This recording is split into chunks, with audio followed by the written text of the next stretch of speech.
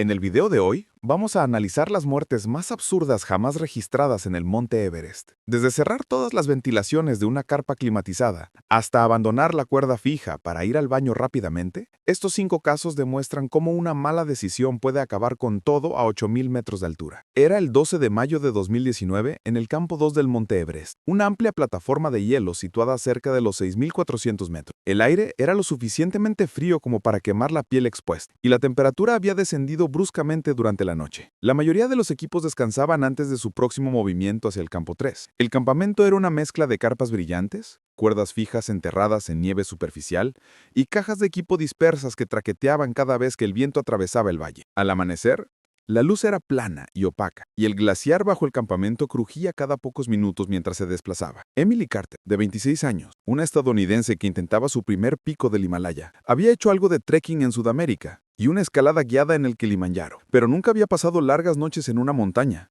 donde las temperaturas caían muy por debajo de cero y cada respiración requería esfuerzo. Se unió a una expedición comercial que ofrecía apoyo básico, y la mayor parte de su experiencia provenía de leer listas de equipo y ver videos en línea. Estaba en forma y motivada, pero no acostumbrada a las rutinas de campamento de alta altitud. La noche anterior, Emily se quejó repetidamente de lo fría que se sentía su carpa. Otros escaladores tenían capas gruesas y botellas de agua caliente, pero ella se quejaba de que su saco de dormir era demasiado delgado para la temperatura del campamento. Un asistente Sherpa le ofreció un consejo simple: mantén una pequeña ventilación abierta, sin importar cuán frío haga. La ventilación importa más que la comodidad. Emilia sintió, pero no parecía convencida. Preguntó por un calentador portátil y un escalador le prestó una pequeña unidad de gas, destinada solo para uso en carpas parcialmente abiertas. Las instrucciones eran básicas: nunca sellar completamente la carpa mientras estuviera funcionando. Poco después del atardecer, el viento atravesó el campamento, arrastrando nieve ligera y haciendo que la tela de la carpa crujiera. A Emily no le gustó el ruido ni la corriente fría. En lugar de dejar una ventilación abierta,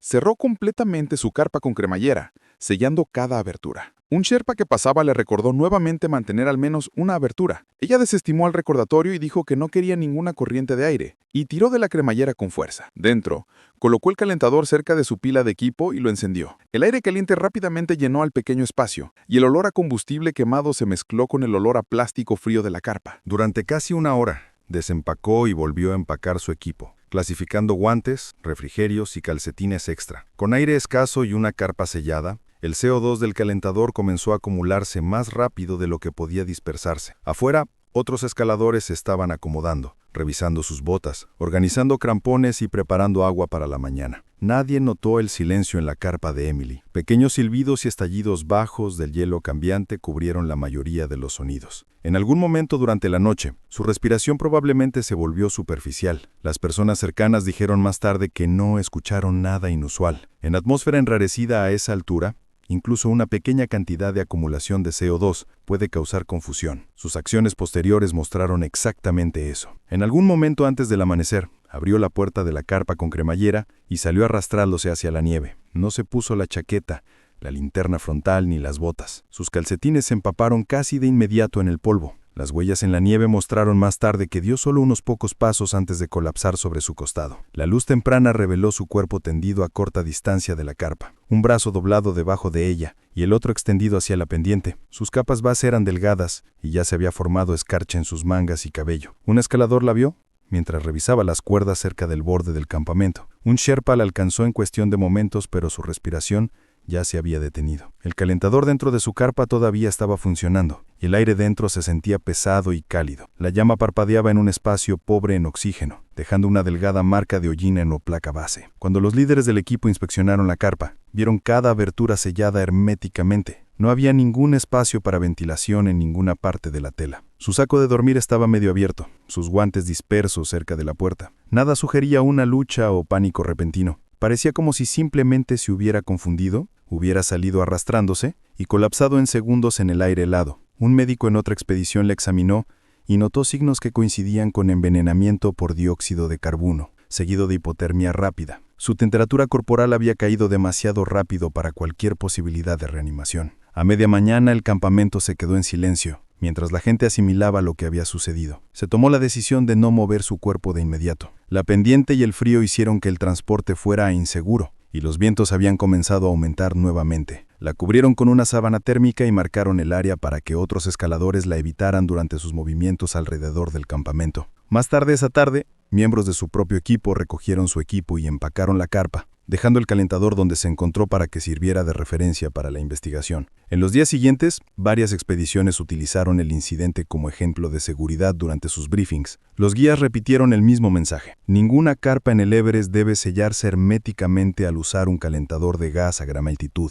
La mayoría de los escaladores asintieron, conscientes de que algo tan pequeño podría volverse peligroso rápidamente. Si esto te está pareciendo valioso, ya sabes qué hacer con ese botón rojo de abajo. La muerte de Emily se difundió silenciosamente a través del campamento base, un recordatorio de que los errores en la montaña no siempre provienen de tormentas, caídas o errores técnicos. A veces provienen de decisiones simples tomadas en un momento de incomodidad. Y no olvides suscribirte a este canal. El viento finalmente suavizó el contorno del sitio de su carpa hasta que se mezcló de nuevo con el glaciar. Solo otro parche de nieve en una plataforma tranquila bajo la cara del Lhotse. El campo 2 volvió a su ritmo habitual. Hielo crujiente, cuerdas cambiantes y el constante movimiento de nuevos escaladores dirigiéndose hacia terreno más alto. Pero muy por encima de ese tramo tranquilo, cerca de las crestas expuestas sobre los 8.200 metros, otro problema silencioso ya se estaba formando. Comenzó con un deslizamiento tan pequeño que nadie en la línea siquiera reaccionó, solo el golpe agudo del metal contra el hielo. El sonido de un regulador de oxígeno agrietándose en el frío. Era el 18 de mayo de 2018, en la cresta sureste superior del monte Everest, un tramo estrecho de nieve y roca situado por encima de los 8.200 metros. La tarde se mantuvo inusualmente despejada, con viento ligero y nieve firme bajo los pies. Los escaladores se movían constantemente a lo largo de las cuerdas fijas, el equipo sujeto a sus arneses,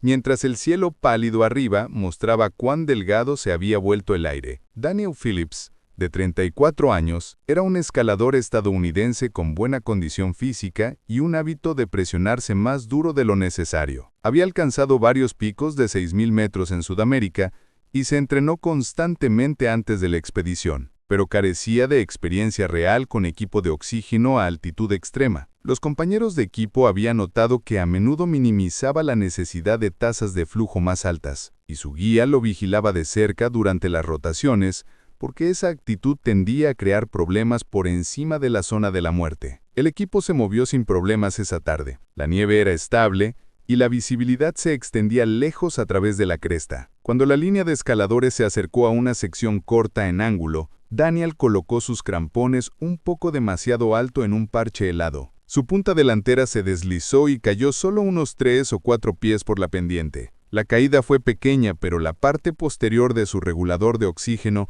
golpeó el hielo con un crujido agudo. Varios escaladores escucharon el sonido. Se levantó rápidamente, se sacudió la nieve de la chaqueta y se subió de nuevo la cuerda. Un sherpa que se movía detrás de él notó el silbido proveniente del regulador. La válvula estaba goteando en un ritmo irregular, el sonido débil pero constante. Le tocó el brazo a Daniel e indicó la botella, indicando un cambio. Daniel negó con la cabeza y dijo que era solo un rasguño menor. Su regulador aún mostraba presión, pero a esa altitud, una válvula agrietada puede dar una lectura engañosa. En lugar de verificar más a fondo o cambiar a su cilindro de respaldo, se enganchó en la siguiente sección de cuerda y siguió escalando. Dentro de 30 minutos, los signos de bajo oxígeno comenzaron a mostrarse. Su ritmo se ralentizó y se detenía frecuentemente, apoyándose en su piolet. Cuando otro escalador le recordó que se mantuviera firme a la cuerda fija, respondió bruscamente y tropezó al volver a enganchar su mosquetón. Un sherpa que se movía detrás de él notó que estaba tanteando con la cuerda y agarró la línea para estabilizarlo. Daniel lo rechazó e insistió en que podía manejarlo. El silbido de su regulador continuó, congelando la válvula que goteaba en el aire frío.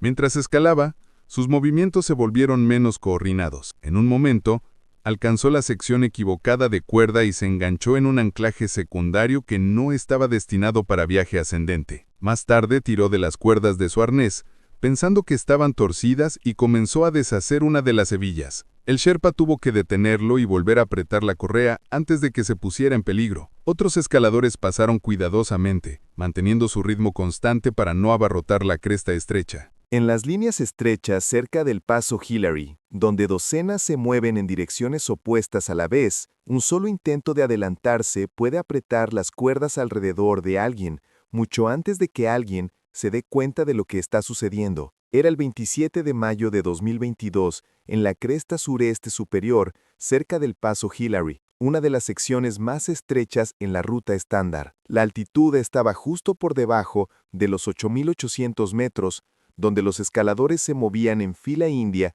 con caídas pronunciadas a ambos lados. El tráfico era pesado esa tarde. Varios equipos que habían hecho cumbre tarde estaban comenzando su descenso, mientras otros todavía intentaban llegar al paso. Dos cuerdas fijas atravesaban la sección, una para descender, otra para escaladores que subían. El viento ligero arrastraba nieve a través de la huella de botas, pero la visibilidad se mantuvo lo suficientemente constante para que las personas siguieran moviéndose. Entre los escaladores que descendían estaba Lucas Meyer, de 41 años, un montañista capaz de Europa, con sólidos antecedentes técnicos, pero poca experiencia en largos cuellos de botella de alta altitud. Estaba acostumbrado a moverse más rápido en rutas en los Alpes, donde las esperas rara vez duraban más de unos minutos. En el Everest, las colas largas eran normales por encima de los 8.500 metros, pero los compañeros de equipo dijeron que luchaba con el ritmo lento. Cada vez que la línea se detenía,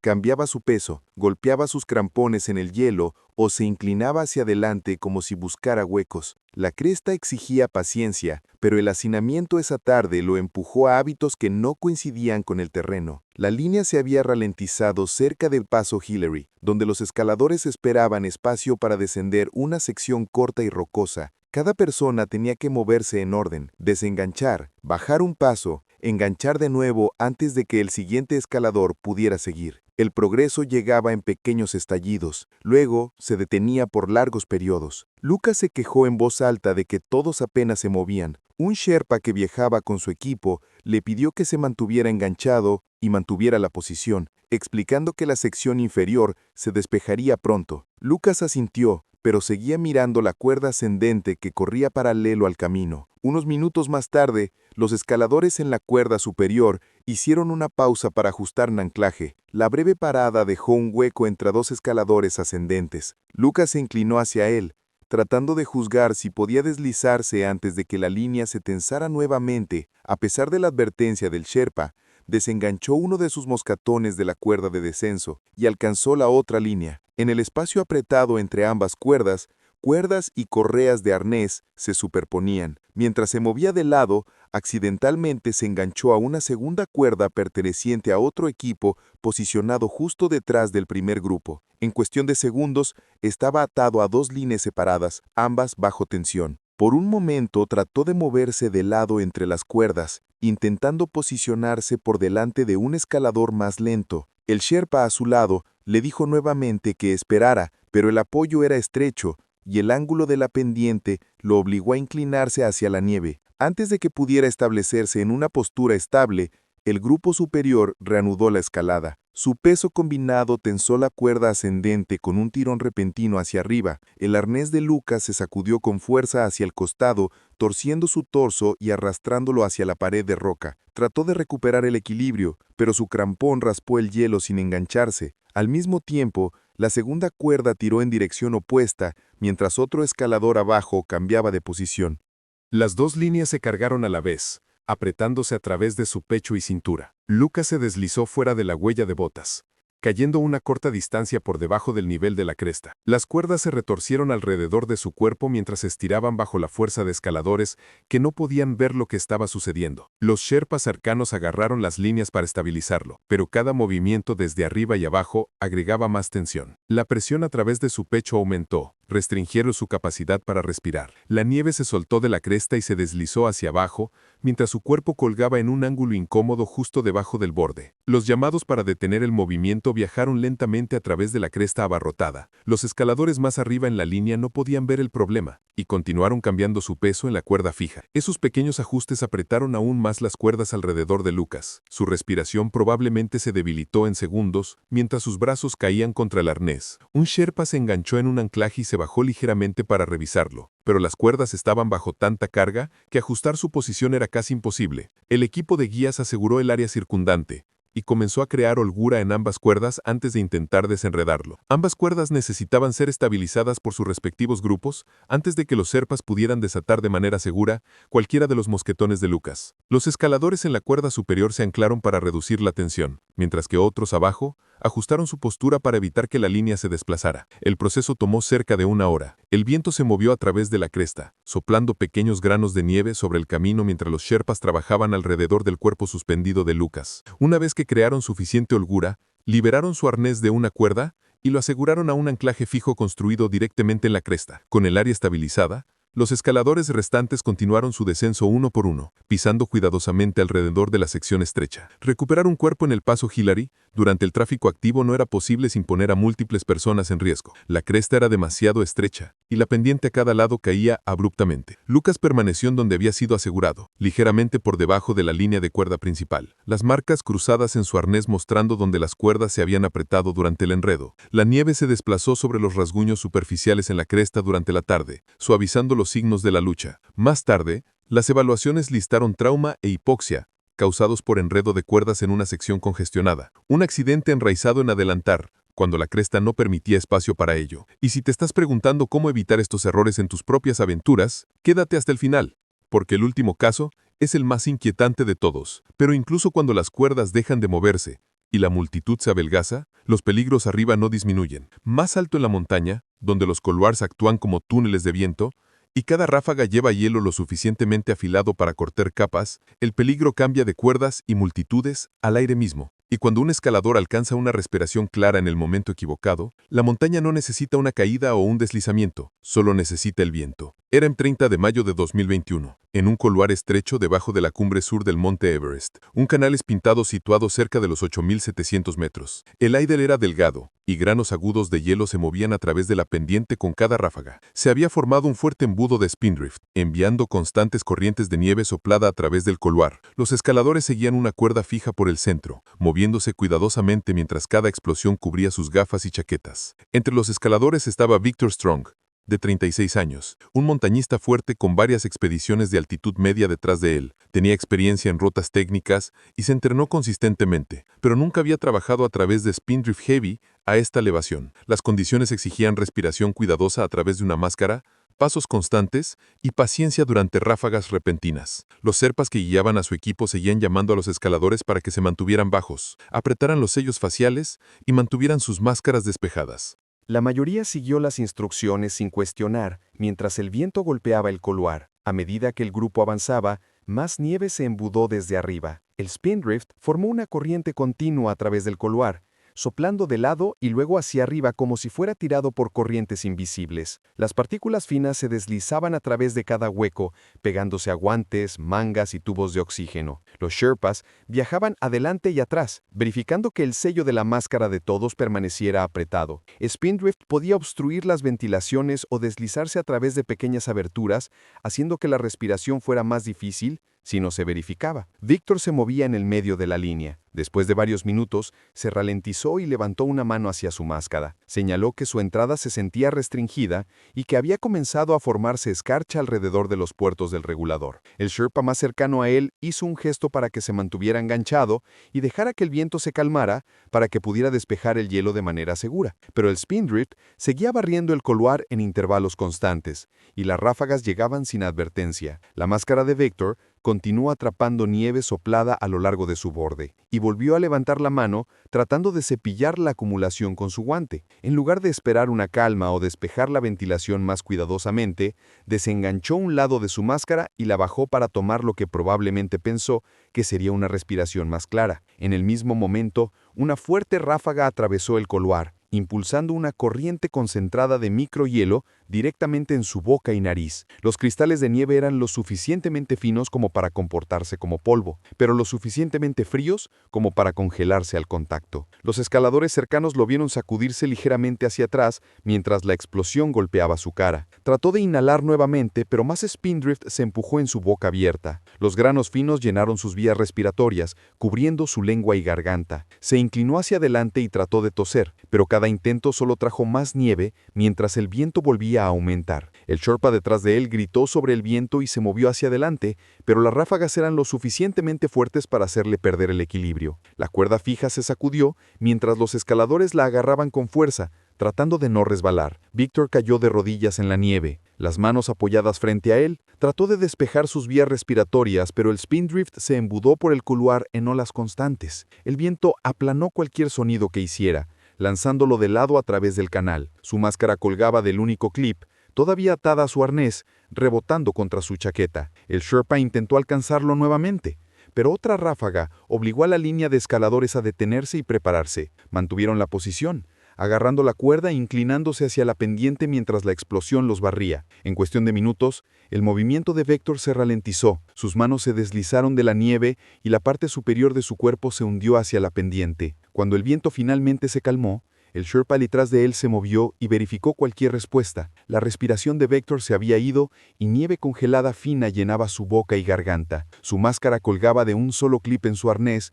cubierta con una fina capa de Spindrift. El Sherpa estabilizó el área y llamó por radio al equipo de guías. Las fuertes ráfagas aún barrían el couloir, haciendo que fuera demasiado arriesgado moverlo. El canal era estrecho y cualquier maniobra grupal podría haber desequilibrado a otros. Aseguraron su arnés a un anclaje fijo y usaron un guante extra para proteger parte de su cara de la nieve soplada. Cuando el viento volvió a caer, la línea de escaladores lo pasó uno por uno, manteniéndose bajos y agarrando la cuerda hasta que despejaron el embudo. A medida que la temporada avanzó, los escaladores pasaron por el couloir sin disminuir la velocidad, el embudo volviendo a su ritmo habitual de deriva de viento y silencio. Más tarde, los resúmenes listaron su muerte como asfixia causada por Spindrift inhalado que llenó sus vías respiratorias durante la ráfaga. En lo alto del Everest, el peligro no siempre viene con fuerza. A veces son las pequeñas elecciones las que deciden todo. Y si una sola respiración puede terminar una escalada en clima despejado, ¿qué sucede cuando alguien se sale de la ruta por algo tan simple como una parada breve? Solo unos pies en la dirección equivocada. Era el 22 de mayo de 2022 en la cara superior del Lhotse, entre el campo 3 y el campo 4. La pendiente se inclinaba como una lámina inclinada de hielo azul, capturando lo último de la luz de la tarde. Las temperaturas estaban cayendo rápidamente a medida que el sol se hundía detrás de la cresta. Los escaladores se movían en una línea lenta a lo largo de la cuerda fija, cada persona manteniendo el mismo ritmo, paso, patada, e inclinarse contra la pendiente mientras el viento empujaba nieve suelta sobre sus botas. A casi 7.600 metros, incluso pequeños cambios en el clima se sentían agudos, y todos se concentraban en llegar al campo 4 antes de la oscuridad total. En el medio de la línea estaba Martin Beck, de 39 años, un escalador con suficiente habilidad para manejar rutas de altitud media, pero con reputación de salirse de la rutina. Los días le habían recordado durante toda la rotación que se mantuviera enganchado a la cuerda, especialmente en las secciones superiores de la cara del Lhotse, donde el hielo podía sentirse firme un momento y resbaladizo al siguiente. La ruta era simple pero expuesta, y una vez que los escaladores se salían de la huella principal, incluso desvíos cortos podían volverse difíciles de corregir. Aproximadamente una hora después de la travesía, Martin cambió su peso y murmuró que necesitaba orinar. La mayoría de los escaladores usaban botellas o esperaban hasta el campamento, pero a él no le gustaba ninguna opción. Miró alrededor buscando un parche de nieve alejado de la línea. Un Sherpa detrás de él le dijo que esperara una pequeña plataforma más adelante donde podría mantenerse enganchado mientras se apartaba ligeramente. El consejo quedó sin respuesta. Martin seguía mirando una zona poco profunda a la derecha, aproximadamente a 15 o 20 pies de distancia, donde la nieve se acumulaba en un parche más claro. Parecía terreno estable desde donde estaba parado. Cuando el grupo hizo una pausa para ajustar el espaciado en la cuerda, Martin se desenganchó sin advertencia y se alejó de la huella. Algunos escaladores adelante notaron el movimiento, pero asumieron que estaba esquivando equipo. Cruzó la superficie helada en un ligero ángulo, caminando hacia el parche de nieve que había detectado. La pendiente no parecía empinada, pero sostenía una capa delgada de polvo, cubriendo una losa de hielo endurecido. Mientras colocaba su peso en un nuevo punto de apoyo, su crampón raspó y se deslizó a través de la superficie oculta. Las puntas delanteras no lograron engancharse. Su pierna se disparó hacia adelante y se deslizó hacia una depresión poco profunda justo debajo del parche angulado. La caída fue pequeña, pero repentina. La depresión era más profunda de lo que parecía, formada por el viento erosionando la pendiente y tallando un bolsillo. Las paredes a su alrededor eran lisas y redondeadas, con hielo endurecido por congelamiento y descongelamiento constantes. Martin intentó salir inmediatamente, pateando en la losa sobre él, pero la superficie era demasiado resbaladiza. Cada intento enviaba su pie deslizándose hacia abajo. El bolsillo estaba en una sombra de viento, un área donde el aire en movimiento pasaba por encima y dejaba el fondo quieto y brutalmente frío. Dentro de la depresión, la temperatura era mucho más baja que en la pendiente abierta. La cara circundante medía alrededor de menos 26 grados centígrados, pero dentro del bolsillo, el aire estancado se hundía y permanecía cerca de menos 43 grados centígrados. El frío se instaló sobre él rápidamente. Llamó una vez, luego lo intentó de nuevo, pero el viento llevó el sonido a través de la pendiente en lugar de hacia arriba. Los escaladores en la cuerda continuaron moviéndose hacia el campo 4, asumiendo que estaba ajustando equipo o que se había adelantado antes. La oscuridad y el viento hicieron imposible verificar la ruta inmediatamente, y la pendiente entre los campamentos estaba demasiado expuesta para una búsqueda nocturna. Los guías acordaron examinar la travesía una vez que regresara la luz del día. La luz de la mañana se extendió a través de la cara superior del Hotze con un brillo pálido y plano. Mientras el sol tocaba la pendiente, la superficie se iluminó, revelando la textura del hielo y las ondulaciones poco profundas a lo largo de la ruta. Cuando los guías comenzaron a verificar la sección entre los dos campamentos, solo tomó minutos ver la depresión debajo de la losa en ángulo. Martin yacía acurrucado en el fondo, parcialmente cubierto de nieve desplazada. La escarcha cubría su chaqueta y guantes, y el bolsillo sostenía un frío persistente que se sentía más pesado que el aire arriba. Estaba a solo unos 6 metros de la cuerda fija. Los guías marcaron la depresión como advertencia para otros escaladores, y notaron la causa como un error de ubicación evitable, un simple paso fuera de la ruta principal que lo colocó en una de las microzonas más frías de la cara. A medida que el día se calentó ligeramente, el viento se movió a través de la cara del Hotze nuevamente, empujando polvo suelto sobre las pequeñas marcas cerca de la depresión. En cuestión de horas la pendiente comenzó a verse lisa, con solo una pequeña bandera marcando el lugar, donde un momento de conveniencia se había convertido en algo final. Estos 5 casos comparten algo inquietante. Ninguno de estos escaladores murió por falta de habilidad técnica o por condiciones extremas imposibles de prever. Murieron por decisiones que parecían menores en el momento. Un cierre de cremallera, un regulador que solo estaba rayado, un intento de adelantar en una fila, una máscara bajada por un segundo, unos pocos pasos fuera de la cuerda. En altitudes normales, estos errores habrían sido incómodos o embarazosos, pero por encima de los 8.000 metros, en lo que los escaladores llaman la zona de la muerte, no existen los errores pequeños. El cuerpo humano ya está funcionando en el límite absoluto. El cerebro recibe un 40% menos de oxígeno de lo que necesita. Cada decisión se toma con capacidades cognitivas reducidas, y la montaña no perdona. No hay margen de error, no hay segundas oportunidades, no hay tiempo para aprender de los errores. La diferencia entre la vida y la muerte puede ser tan simple como mantener una ventilación abierta, o revisar un equipo después de una caída pequeña. Lo más terrorífico de estas historias no es la violencia de las muertes, sino lo silenciosas que fueron. No hubo avalanchas dramáticas ni caídas de miles de metros, solo gente capaz tomando una decisión que parecía razonable en el momento, y segundos después, cruzando un punto sin retorno. Si hay una lección que cada escalador, cada aventurero, cada persona que empuja sus límites debe llevarse de estos casos, es esta. En ambientes extremos, la humildad no es opcional, es supervivencia. Escuchar a los sherpas que han visto cientos de escaladas, seguir los protocolos aun cuando parezcan exagerados, resistir la tentación de tomar atajos cuando estás incómodo o impaciente. Porque en la montaña más alta del mundo, la arrogancia no solo te lastima, te mata. Y la montaña ni siquiera lo notará. Seguirá ahí, silenciosa e indiferente, esperando a la próxima persona que piense que las reglas no aplican para ellos. Si llegaste hasta aquí es probable que eres alguien que entiende que el conocimiento puede salvar vidas. Hay más historias como estas que necesitan ser contadas. Y si quieres ser parte de esa comunidad, ya sabes dónde encontrarla. Pero recuerda, cada clic, cada vista, cada historia compartida, es un recordatorio más de que estos errores no tienen que repetirse. Nos vemos en el próximo video, donde seguiremos explorando los límites de la resistencia humana y las lecciones que solo las montañas pueden enseñar. Hasta entonces, mantente seguro, mantente humilde y nunca subestimes el poder de una decisión simple.